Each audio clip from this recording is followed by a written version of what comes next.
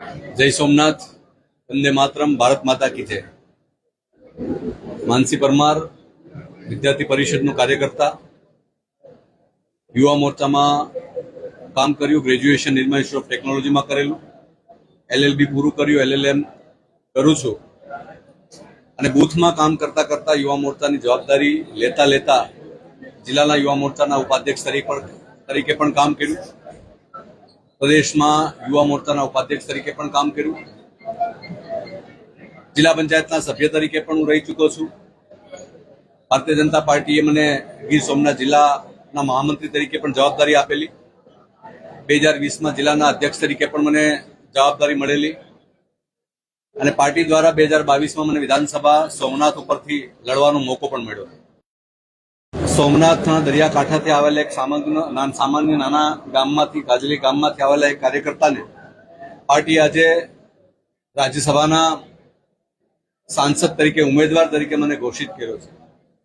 આ મારા માટે સ્વાભાવિક રૂપે ગૌરવની ક્ષણ છે, પણ ભારતીય જનતા પાર્ટીના એવા હજારો અને લાખો કાર્યકર્તાઓ માટે પણ આ એક ગૌરવની ક્ષણ છે। આ માત્ર ને માત્ર ભારતીય જનતા પાર્ટીમાં શક્ય છે। This is only possible in Bharatiya Janata party. વિશ્વની એવી કોઈ પાર્ટી નથી કે આ દેશની એવી કોઈ પાર્ટી નથી જ્યાં આવા સામાન્ય કાર્યકર્તાને, બૂથના કાર્યકર્તાને જવાબદારી મળતી હોય। ભારતીય જનતા પાર્ટીના સૌનો હૃદયપૂર્વક એટલા માટે આભાર માનું છું કે મારા જેવા એવા હજારો લાખો યુવાનોને ભૂતકાળમાં પણ ભારતીય જનતા પાર્ટીએ તક આપી છે, વર્તમાનમાં પણ તક આપી છે અને યોગ્ય સમયે યોગ્ય જગ્યા ઉપર ભારતીય જનતા પાર્ટી એના કાર્યકર્તાઓને સ્થાન આપતી હોય છે। નિષ્ઠાપૂર્વક સંગઠનનું અને મા ભારતીનું કામ જે કરતા હોય છે એને ભારતીય જનતા પાર્ટીની આ રાષ્ટ્રીય નેતૃત્વ અને પ્રદેશનું નેતૃત્વ યોગ્ય જગ્યાએ, કે પછી પ્રદેશમાં હોય કે રાષ્ટ્રીય લેવલે હોય, યોગ્ય જગ્યાએ સ્થાન આપે છે। 6 એપ્રિલ 1980ના રોજ જ્યારે ભારતીય જનતા પાર્ટીની સ્થાપના થઈ ત્યારે એક વિશ્વાસ સાથે વ્યક્તિ સે બડા દલ, દલ સે બડા દેશ, દેશ સે બઢકર કુછ નહીં, એ વિચાર સાથે જ્યારે ભારતીય જનતા પાર્ટીના અમારા પૂર્વજોએ જ્યારે શરૂઆત કરી હતી, એ ભારતીય જનતા પાર્ટી આજે એક વિશાળ વટવૃક્ષ બની છે।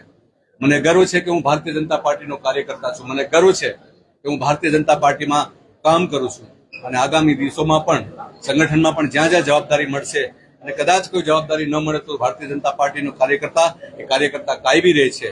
ફરી વખત હું રાષ્ટ્રીય નેતૃત્વ અને પ્રદેશના સૌ નેતૃત્વનો હૃદયપૂર્વક આભાર માનું છું। ભારત માતા કી જય, વંદે માતરમ।